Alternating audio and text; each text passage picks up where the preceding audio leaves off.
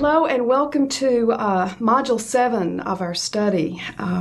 We've been studying theories such as psychoanalytical, existential, where we talked about Yalom and Jung, and humanistic with person-centered and Gestalt theories.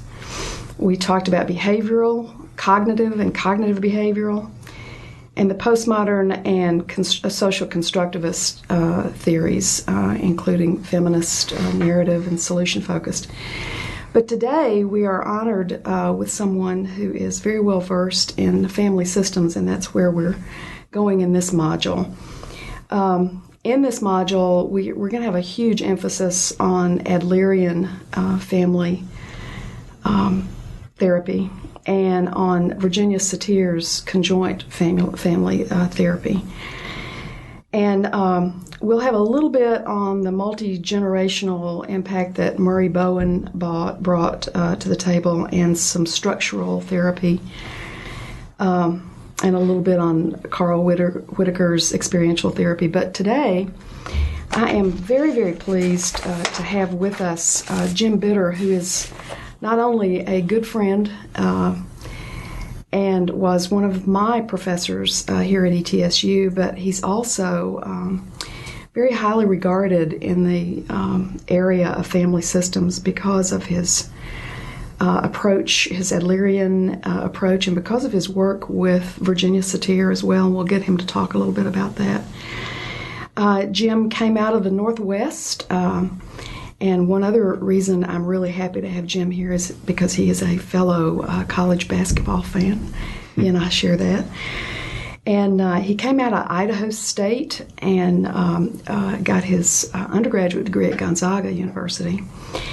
And he was very instrumental in pioneering some things out of Idaho State, some clinics that we might get him to talk about as well.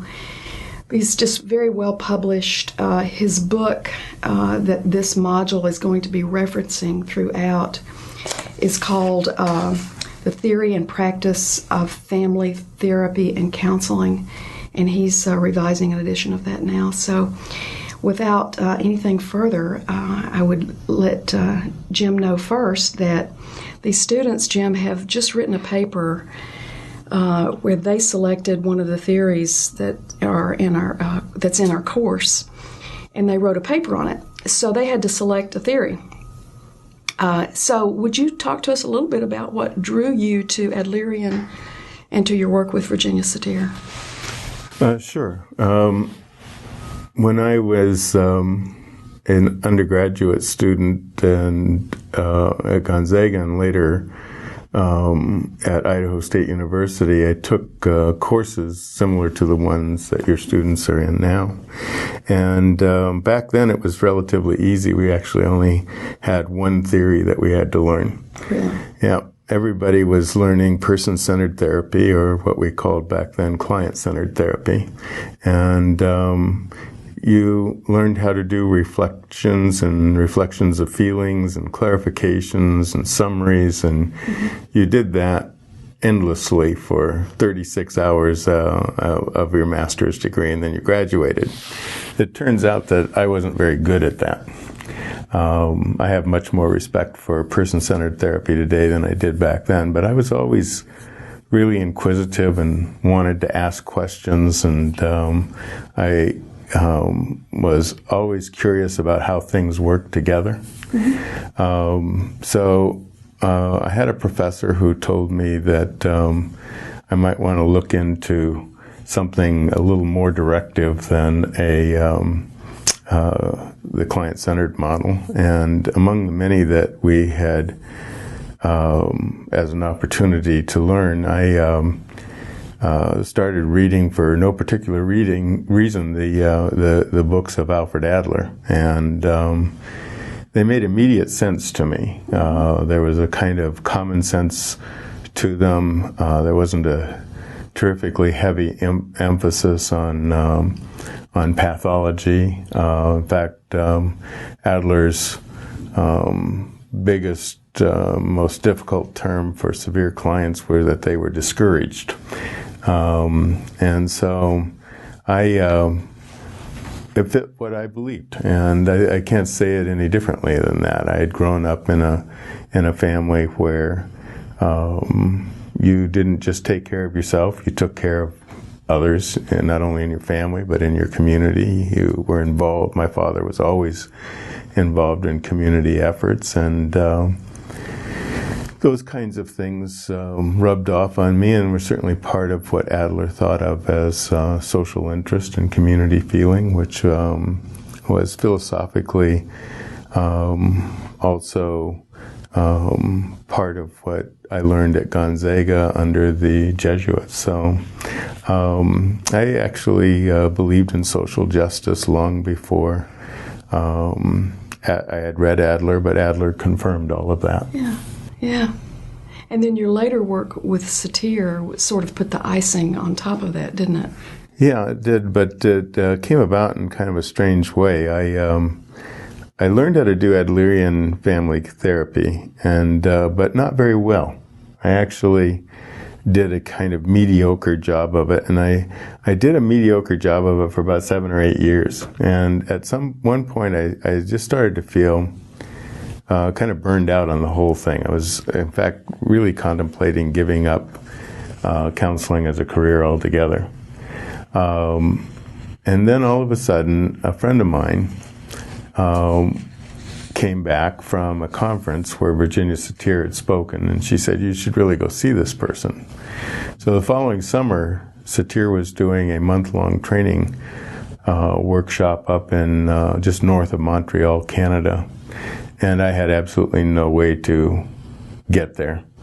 And it cost a tremendous amount for early 1980s, cost $2,500. So I sold my car, and I used the money to pay the admission fee, and I hitchhiked up to Canada, and got there in time to do this month-long training.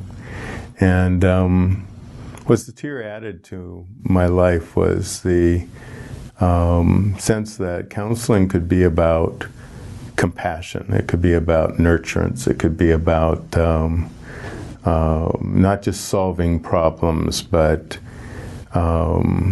really engaging people and helping them discover unused parts of their strengths. So that too fit nicely with Adlerian thought, but it was more personal than my original conceptualizations of Adler. So I like that a great deal, and that kind of rejuvenated me for the next, 10 years. Yeah. And that I've been lucky about that over the years. There have been many different teachers. I spent several years doing training with Irvin Merriam Polster, the Gestalt therapist, and then about 6 months before he died, I even got to do a week-long training in Australia with Michael White. So I believe one of the things that helps tremendously is finding out who the masters are that really appeal to you and going to study with them. I'm so glad you said that, because one of the things that we've done in the class is really focus on the founders. Mm-hmm. You said something about, I believe you used the word, it fit your beliefs when you were talking about Adlerian. And we've noticed that in our discussion areas, we've noticed that in studying the founders of the different theories, that they come from a human nature standpoint that fits their growing up time, and that their value system, and that helps create the theory itself. Mm-hmm. So in adapting the theory, I'm really glad to hear you say, for the benefit of these students, that you sort of look for what fits your view of nature and your belief system and your values. Yeah, I mean, all of the great theorists started by saying, what have I learned from life's experiences? And whether that first theorist was Sigmund Freud or one of the many people that were coming into psychology at the same time, all of them had this sense that it was possible to understand human beings, to understand human nature. And what they did is they brought a particularly modernist view to it, which was that there must be a right way to view human nature. But in developing all of their different models, whether you're talking about Carl Jung or Sigmund Freud or Alfred Adler or Otto Rank or Theodor Reich, you're talking about people who managed to develop models that fit who they were.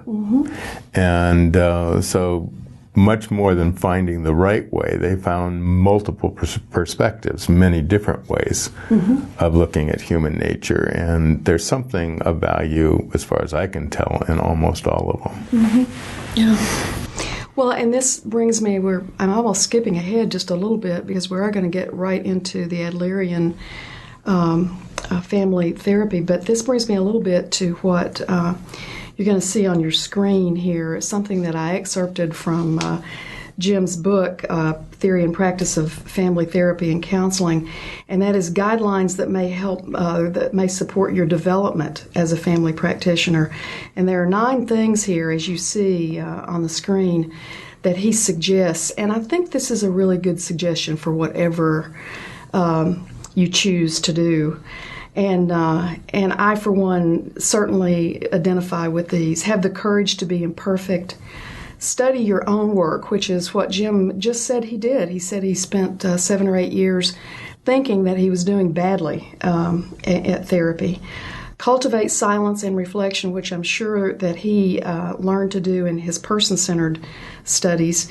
Learn to tolerate quiet times and think about your own evolving role.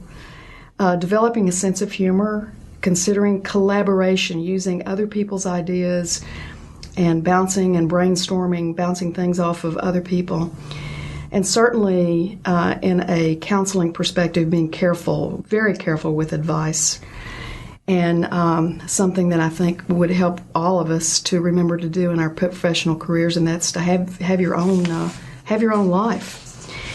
So thanks for adding those in the book, Jim. That was very meaningful to me, as was the other parts of your book that I read. One thing I wanted to mention was just to get us into the family mode. You said something in your book about the promise of greater effectiveness in counseling that family therapy had to begin with. And then you're talking about that over individual therapy or maybe even group therapy at the same time. Because these students are looking at the possibility of becoming counselors, let's talk a little bit about the differences between family, individual counseling from a therapist's viewpoint. And, you can choose whatever viewpoint you'd like to address there. Well, I think the promise of family therapy was that it would overcome a limitation that eventually all counselors experience. Essentially, we are betting, we generally wind up seeing clients 1 hour a week, unless you're a psychoanalytic therapist, and then you may see them up to 2 or 3 times a week. But even there, you're betting somewhere on your 1 to 3 hours overwhelming the 70 other hours the person is awake. You're betting that your influence is so great that it will overcome anything that's happening in their families, in their work, in their friendships, and everything else that they do. So the idea that family therapists originally came to the process with was the notion that if you could work with the whole system, the whole family, and you could help the family change, then that would continue during the week because they would be working with each other. The group counseling had many of the same qualities of that. The problem was that you didn't take the group home with you. Right. You had the group, it lasted an hour or 2 hours, and then you moved on. Yeah. So the hope for family therapy was that if you could change what was going on in the actual living context that the person existed in, then maybe the change would be more long-lasting, would have a greater chance of success. Mm-hmm. And in many cases, that turned out to be true. It's not true all the time. Mm-hmm. But family therapy has had significant success over individual therapy in relation to working with the more severe difficulties like schizophrenia and also with substance abuse problems. So when family therapy becomes the main focus of work, most of the time you can help the system become co-therapists and help the individual, if the individual is identified as having a difficulty, change the course of their lives. Yeah. And it sounds like that is a pulling away from the diagnosis and pathology idea. You don't go in saying, well, let's see what these pathologies are and address them even individually. It's sort of maybe instead of a pathology, a dysfunction of the system. Yes, and even further than that, it's not only that we're not recognizing pathology, we barely recognize personality. Okay. So we're really talking about interactions. How do people interact with each other? And if you can change the interactional patterns that people get into in family life, you change the way they go about doing problems and ultimately offer the possibility of creating new ways of living life that are more functional, if you will, but certainly more enjoyable. Yeah, well, it makes so much sense, doesn't it? Mm-hmm. I mean, it even makes you consider the possibility of if someone is coming to you as a counselor individually, extending that invitation, if you will, to bring family members in and work from that perspective. Yeah, toward the end of his life, you had mentioned Carl Whitaker earlier. Towards the end of his life, he simply stopped seeing anybody unless they could bring in not only their immediate family, but their extended family. Yeah.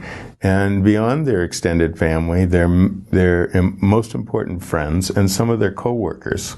So he was thinking in terms of, at that point, of a macro system. And he would sometimes have 20 people in the room. Yeah. And they would be people that the person who was identified as having difficulties was working with, was interacting with, was living with, and those success rates went right through the roof when people were willing to do all of that. Yeah, it's almost success like rates community therapy. It was exactly that. Yeah.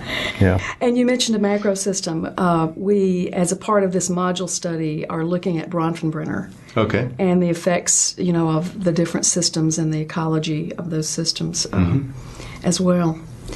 So, every time I hear about Whitaker, I think about the learning I had about Whitaker from one of the videos that we had, how experiential Whitaker was. I mean, and how he would allow them almost to become antagonistic with one another in a session.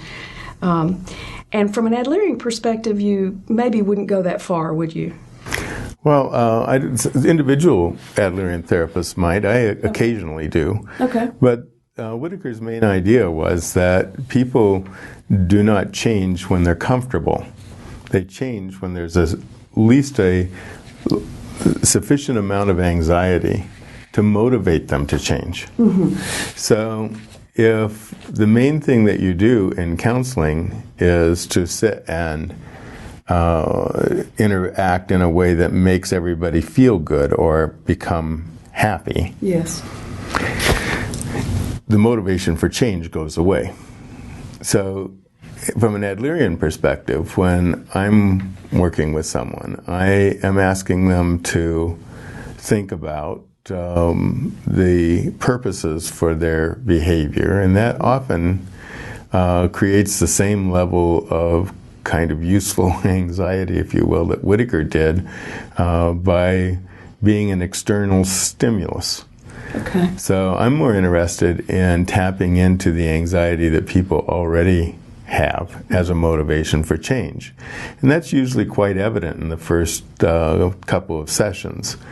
What we have learned over the years is that most of the motivation for change in individuals or in families happens in the first 4 sessions. Okay. After that, it starts to go down because time alone will alleviate some of the difficulties people have. Mm-hmm. And the reason that they choose to come in at a certain moment in time is because the anxiety feels more than they can handle. Yeah. So that's a good time to identify what the person or family wants to change. Mm-hmm. It's a good time to decide what the process will be to go about it. But you also have to get started. Yeah. So both Whitaker and the Adlerians work fairly quickly. There's a fairly high premium put on trying to counsel as if every session is your last. Mm-hmm. So, and we covered that in solution focused. I mean, that exactly. was a very big item in solution focus, that you start out that way. That's interesting that it has evolved from psychoanalytical, where it just goes on and on and on, to mm-hmm. Let's do this on a brief standpoint. Yeah. Right, and that was one of the basic differences at the very beginning between Freud and Adler. Yeah. Adler often saw people for relatively short periods of time, what we would consider brief therapy today, and Freud tended to think that nothing useful happened for at least 3 years. Yeah. When we first studied psychoanalytical, I left Adler out of that particular module because I wanted to include him more emphasis on him in the family model. Mm-hmm. So as we go through this, I'm glad you're putting in some information about his being a part of Freud's little group and how they broke off. I'm glad you're doing that, because I don't want that to be lost on the students, that he was in that era. He was. They were together from roughly 1907 or 8 to 1911 when they split. Mm-hmm. And they largely split because Freud was insistent upon a psychosexual point of view, and Adler was more a social psychologist. Yeah. Interesting. One of the things that I noticed in the book, and I have some quotes here on my paper from it, that you said is, I believe it is in the multi-generational context of family life that we see the effects of structure, rules, boundaries, or their lack, and the positive and negative influence of triads. Of the dysfunctional things that I have noticed in families and in groups in general, the triad is certainly one, but there are other elements that can become very dysfunctional. From an Adlerian perspective, what other elements do you see as contributing to the dysfunction of a family? Okay, well, there are many. One is that we often get the idea that parents raise children, and certain times that's true. Mm-hmm. But children actually have far more influence on changing the system than the parents do. Mm-hmm. Children are very, very good at figuring out how to get their parents into negative interactional patterns. They do it when they're very young to gain attention or to gain power. And if they ever decide that they are feeling hurt, then they might also try to do things to gain revenge, or to just become hopeless and helpless and get parents to let them do whatever they want to do and leave them alone. Mm-hmm. So there are these interactional patterns that get started early in life. Mm-hmm. If you have a child who comes into the world, that child is your first child. He or she may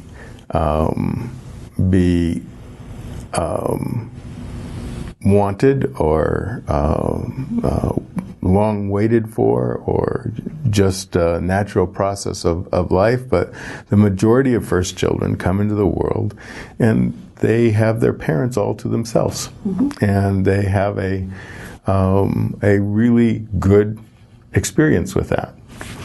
The second child never comes into a family with an empty nest and parents just waiting for them. There's always this older kid. And so, in essence, the first thing the second child has to do is figure out who they are. And the most common thing that happens is they decide they're not the oldest child. So if your oldest child is super good, chances are the second child is going to find some way not to be so good. And both things get attention, which is what kids you need to figure out if they belong or not. So you can get some attention by being a super good kid, but you can also get a lot of attention just by misbehaving a little bit. And being rebellious. Then let's say a third child comes along, and the third child looks at the older two and says, okay, who seems to have the power in this family? And it dawns on that child within 18 months to 2 years that it's the oldest. So the oldest and the oldest and the youngest tend to team up, which all of a sudden makes that second child a middle child, and that middle child tends to feel squeezed out. Now, what that means is that they have that feeling that the oldest one gets what they want because they got there first, and the youngest one because they're just sitting there being that cute darling little baby. Right. And so many second children get this feeling that if they don't do whatever they need to do to overcome it, they'll be left out. Some parents go even further and then have a fourth child, in which case that baby may just become kind of the kid who disappears, the kid who is the most social, has the most friends, leaves the house all the time to go be with them, doesn't do particularly well in school because he or she's always talking to everybody else. And then the last one that comes in is the new baby. But sometimes you can have an oldest, a middle child, a youngest child, and then there's maybe like 6-7 years later, another child comes along, and then you have an oldest, a middle, a baby, and a super baby. And we call that child the super baby because the chances are he's got 5 parents. Right. Everybody's taking care of that kid. And lots of attention. The chance that kid lifts a hand to do anything for him or herself is... No, we'll help you. Yeah. Life will take care of it. Plus, entertain us. It will be very entertaining. Yeah. And and then there are some families where there's 7, 8, 9 kids, huge families. And in those families, it's practically impossible to tell what any given number means. Yeah. And so you wind up saying to whoever you're talking to, well, which of the kids was most different from you? And in what way? And which of the children are most like you, and in what way? And what do you think you were like as a child? And by the time you've done that, you've gotten the person to describe themselves in 3 different ways. And you start to get a feel for how people fit together. Now, you can expect certain common things, that, for instance, when parents have that first child, in my day, they took a lot of pictures. We had baby books, and the oldest child had a baby book about that thick. Right. Second child had about half that, and the third child only if he was standing next to the first or second when the picture was taken, because parents get tired. And the farther you go into the family, you get into very large families, the older children wind up raising the younger ones. Yeah. Well, I'm sure the students will relate as their birth order is in their family with exactly what you're talking about, because I certainly did in my family and my extended family as well. The birth order is really a key concept in Adler's approach, as are the triads. And early recollections is another thing that's a very key concept in Adlerian. Is that correct? Especially in individual therapy. Okay. Because it really is about helping people to... Excuse me. I should rephrase that. It's really about a projective test that therapists use to get a feel for how the person sees life. Okay. So Adler recognized that you may have 1 million experiences between the age of 0 and 9 years of age. But if we ask you, what were they? Yeah. You have a hard time coming up with 10 to 12. Right.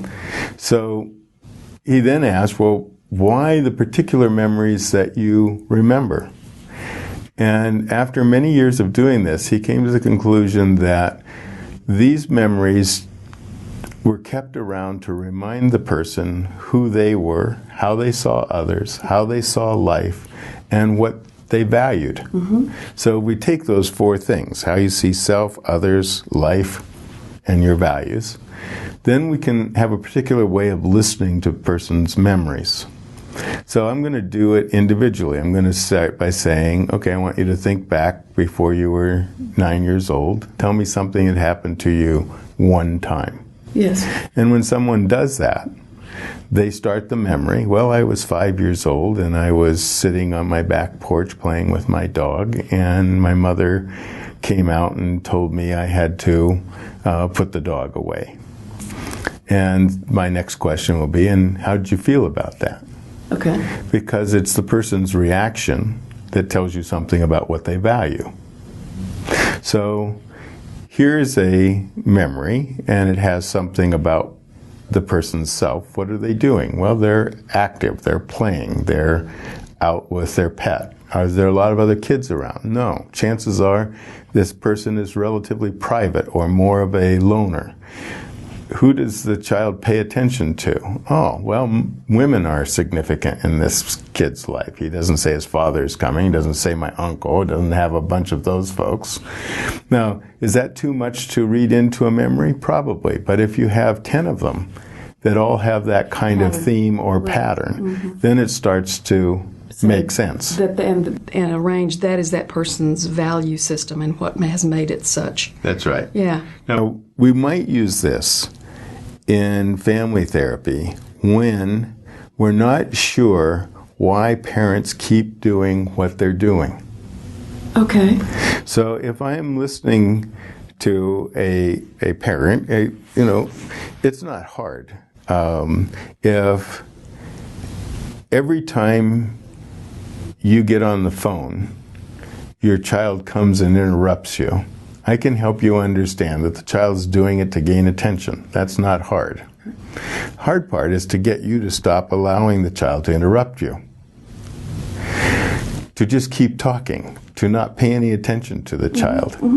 Now, if I can cognitively give you that information, and if you can cognitively take it in and then go home and do it, counseling is really easy. I'm interested in the people who, when they have come to understand that this is purposeful behavior on the child's part and that they are actually reinforcing it by letting themselves be interrupted, why do they keep doing it?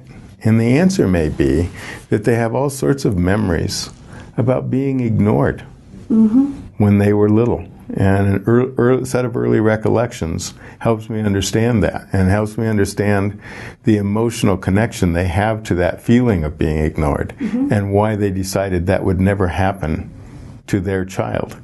The problem is their child doesn't have the parents' parents. Right.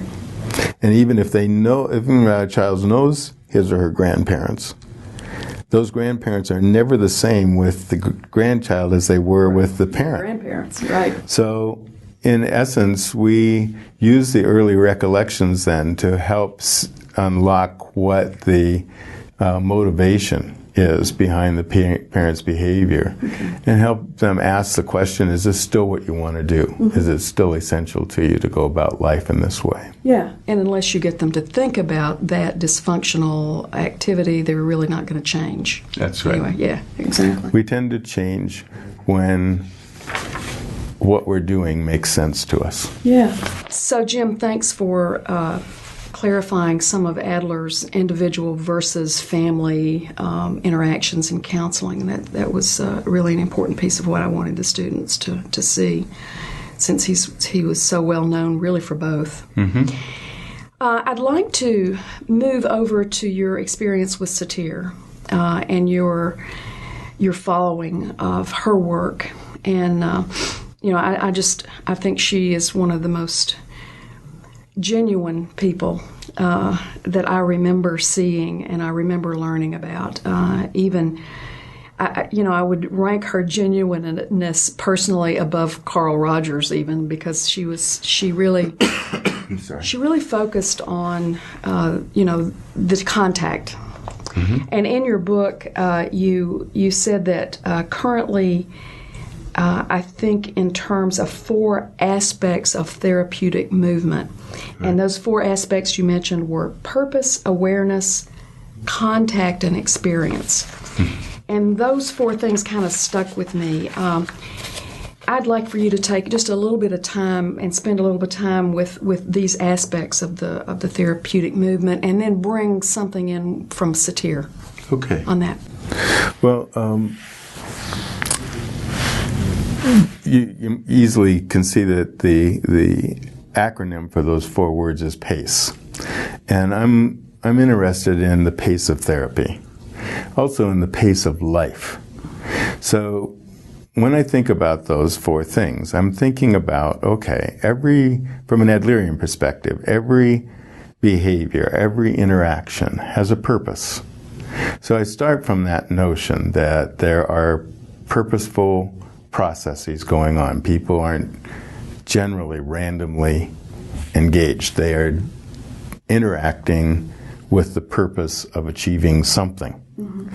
Maybe what we want to achieve is simply belonging or love or a connection or whatever, but that's important. When there's also a therapeutic purpose. When I sit down with someone, I'm not sitting down with them so that they will fix me. I'm sitting down to listen and to see if I can be of any value to the people there. So from a therapeutic purpose is to orient myself towards that individual. Now, one of my other teachers, in addition to Virginia Satir, is Miriam Polster. Okay. And Miriam Polster used to say that awareness is the alpha and omega of experience. It is the beginning and the end.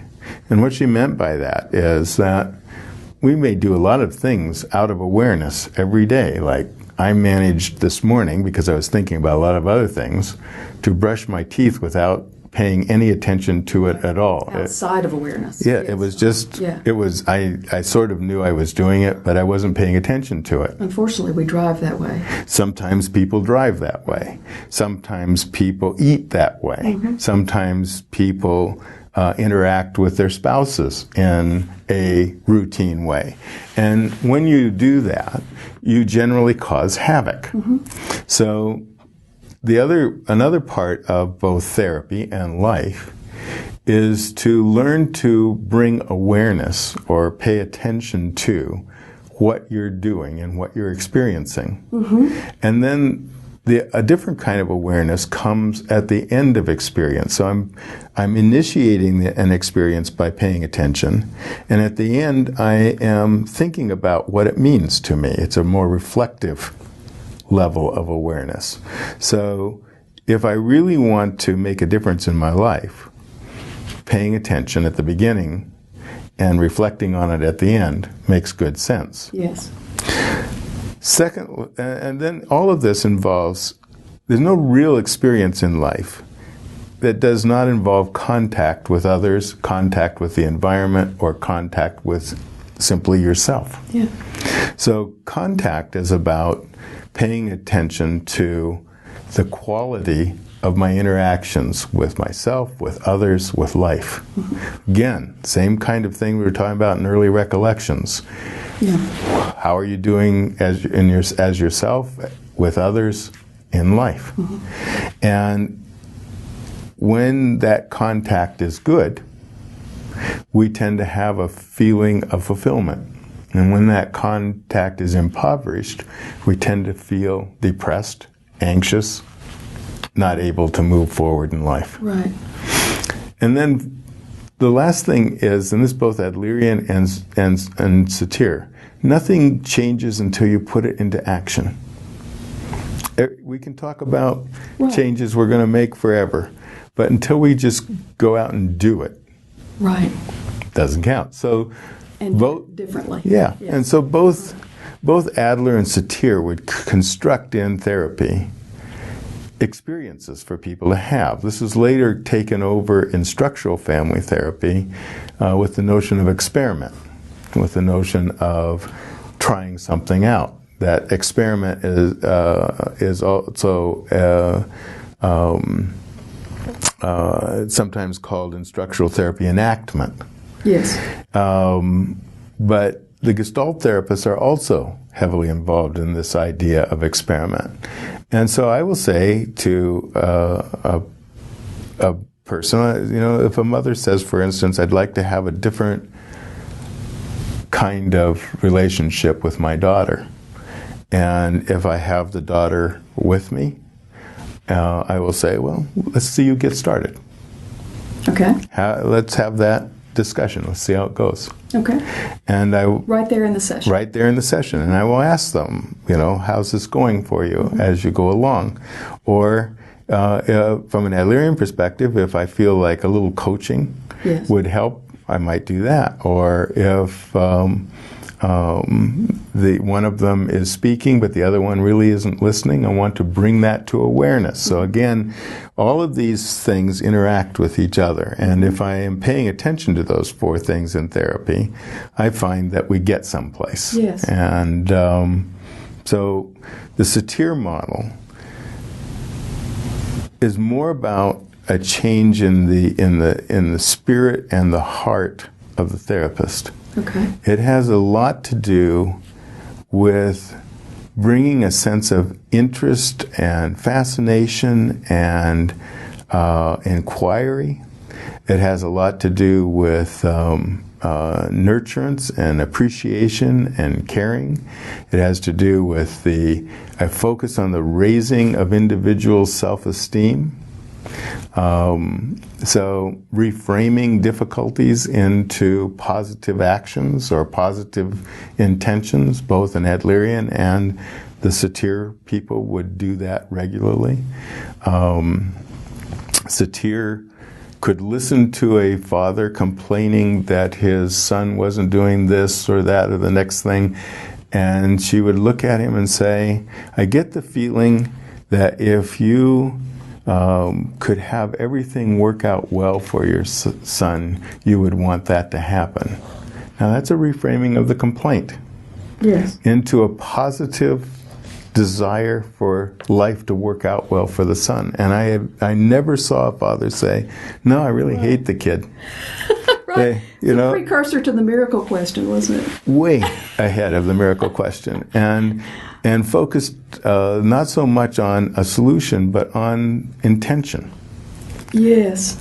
So I believe this from an Adlerian perspective and from a Satir's perspective. I believe that people are doing the best they can with what they've got, and if they can be helped to access parts of themselves that have been neglected or that are present but just not used very much, and that those parts change their interactions with their family members, I'm going to go for that. Yeah. So all of these things are different, essentially different than a client-centered or what you later call a social constructionist perspective. Because in these models, Adler, Satir, Whitaker, also the Freudian system, all of those modernist viewpoints, there is some sense that there are some things that are better than others. Yes. And that the therapist's job is to help in certain ways the family to enact those. So in general, whether we don't claim to know the right way to do things, but in general, it's better to think rationally than irrationally. It's better to be able to feel than to not feel. It is better to be able to act than to stay in worry, fear, or in activity. It is better to be connected than to be isolated, alone, or withdrawn. All the rules of the modernist. Yeah. Yes. And those kinds of things are in the back of my mind, and back of the minds of modernist therapists who are sitting there saying, if I can help this family experience or feel things that would be good for them to experience or feel, and that's a judgment on my part. If I can help them think more clearly, more rationally than irrationally, if I can help them to engage each other rather than stay withdrawn or aloof, those are the things that make up therapy. Yes, and the key thing you said there was, in my judgment, if that's the things that I judge that they should be moving toward, which somewhat changed. I don't believe, some people use collaboration to mean that that only what the client says counts, that you will hear things like the client is the expert. Yes. I believe collaboration means that it's a dialogue. I have a perspective in life, you have your perspectives in life, we come together, we share those, whether that's me sharing with a family or an individual or a group. I have to share what is going on inside of me judiciously. I can't overwhelm the session. The session is not about me. Right. But on the other hand, I see no particular reason why, if after all of the years of doing therapy, I know that some things work out better than others generally, I shouldn't help a family get there if they're not clear about it. Yeah. I will not spend, for instance, 10 sessions waiting for a parent to discover that spanking isn't working very well with the child. At some point along the way, I'm going to ask about that. I'm going to say, so you seem to spank a lot. How's that working out for you? Right. And if they are saying the kid still misbehaves, I'm not going to be saying something merely reflective. I'm going to say, well, could we agree that continuing to do the same thing and expecting it to turn out differently is probably not going to work? Yeah, and the way you're doing this, you're not giving advice, which was one of your 9 things, right? Well, it's implying some advice. It's implying, right. And again, it's being done carefully. Right. And like anything, I'm not willing to rule out anything in life. I think there's a place for everything in life.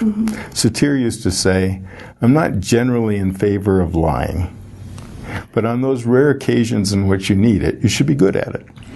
So I believe that, and I believe people do. I think people even practice it. If you're driving on Interstate 81 too fast and the police pull you over and they come up to your window with their little flashlight and knock on the window, and they'll always ask a question that's designed to kill you. Do you know how fast you were going? Well, if you say I was hitting 95 and was trying to see if the car would go over 100, you're going to get this size ticket. And if you say, oh no, officer, I guess I just wasn't paying very good attention, I'm sorry about that, you're going into what Satir would call a placating mode. It is completely a lie, and at the same time, it's going to get you effective. It's effective. It's going to get you a smaller ticket, and so been there. Rare. You shouldn't be doing it all. If you do that every day with your family, you'll be dysfunctional. Yes. But on the rare occasions that you might actually need it, just be good at it. Be good at it. Exactly. You know, Exactly. my wife doesn't like to do all that talking with a police officer, so she just goes to crying. And it turns out that it works for her. They wouldn't care about that and me at all. Yeah. You said, well, let me go back. You in that conversation, you were talking about collaboration. When I read off the 9 elements that you mentioned, collaboration was one of them. And I'm glad you brought up what you did about collaboration, because when I read the 9 things, I was thinking from a practitioner standpoint that I would be collaborating with other therapists, getting, information, supervision, and that sort of thing. But you're talking about collaboration with the clients. I am. And I think that it is an attitude. It's a belief that the client's perspective is enormously important. Yes. It's not the only perspective that needs to be there, but it's enormously important. I believe, for instance, that it's more important that the focus of counseling be what the client wants rather than what the therapist thinks would be good for them. Yes. I believe that it's more important for the client's perspective to be honored and acknowledged and validated than it is for it to be changed. So all of those things are important. I'm not saying when people, if what people mean by the client is expert is that you are paying very strong attention to what's important to the client, I'm in full agreement with that. Okay. If what they mean is I can't say anything of my own perspective or my own value because only the client counts, I disagree with that. Yeah. So collaboration for me means we are two human beings. We are both sitting here together. Mm-hmm. We're having a conversation with a purpose, and that purpose is to help you achieve a better way of living than you currently feel you have. Yes. And if I know what you have and what you desire, I can then sit and think about with you out loud what the possibilities are. Yes, that's a very good summation of a goal in counseling, mm-hmm. I would think. Yeah, good. Thank you so much. My pleasure. You've added so much to our learning here. Okay. Is there anything else you would want to add about family therapy, about any of the other approaches, or anything that you'd want to add about Adlerian or Satir? Well, I think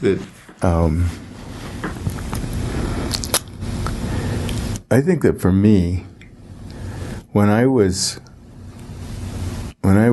newer as a counselor, I had to rely more on structure. And so one of the things the Adlerian model provided for me was a very clear structure. Okay. It started by meeting the family members. It started by figuring out birth order. And then it went into asking what the family would like to see going differently. Then it went into a typical day. And then it went into a process of figuring out what the family would like to see going differently could be achieved once we knew what the purpose of the children's and the adults' interactions were. Mm-hmm. So that was a very clear structure, and that helped me a great deal early on. Later on, after I'd been practicing 6, 7, 8 years, I wanted to feel more creative, more fully engaged. Mm-hmm. And that's what the Satir process brought. Satir was completely, she almost appeared spontaneous. There really was structure to what she did. But she learned to use her intuition. And part of how she did that was in the early years of her life. I have another recommendation for people, which is to study your own work. And by that I mean videotape your work and actually sit and watch it and see what you do. And what will happen over a period of time is that the spontaneous kinds of things that come out of you will make sense because you have looked at them.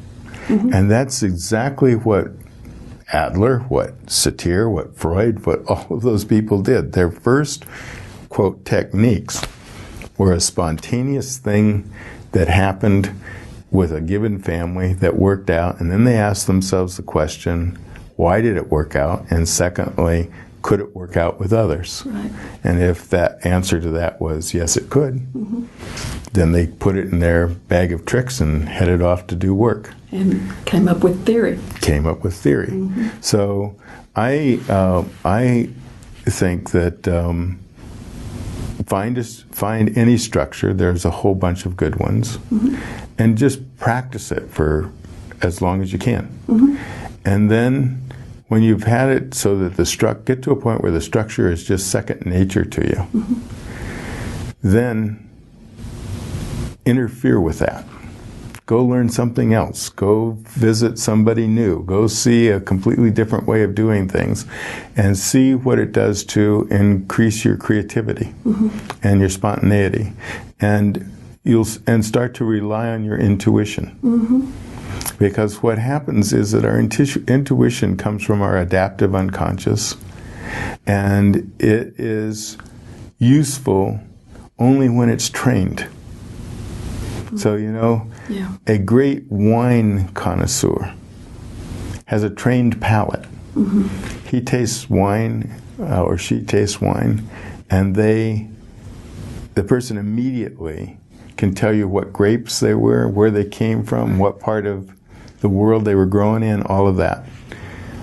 I taste wine and I can say it's red or white. That's pretty, or sweet or dry. That's it. What is it that tells the person who's the wine connoisseur, oh, that was a 76 Bordeaux? And they have trained over experience. Right. Same thing can happen with counseling. If you pay attention to your work, you will start to look at faces. You will start to see body posture. You will start to do all sorts of things, and it will trigger something in your intuition. And you'll start to pay attention to that, and what will happen is it will become your best friend. Yes. Your intuition will be right often enough that it's worth taking a chance with it. Yeah, that's a very meaningful contribution there. Okay. Jim, thank you so much. My pleasure. Thanks for having me. Really appreciate your taking the time to join us. And so that wraps up our video on Adlerian and Satir and other family systems therapy. The directions for study will be found in your D2L content section. So good luck and enjoy. Thanks.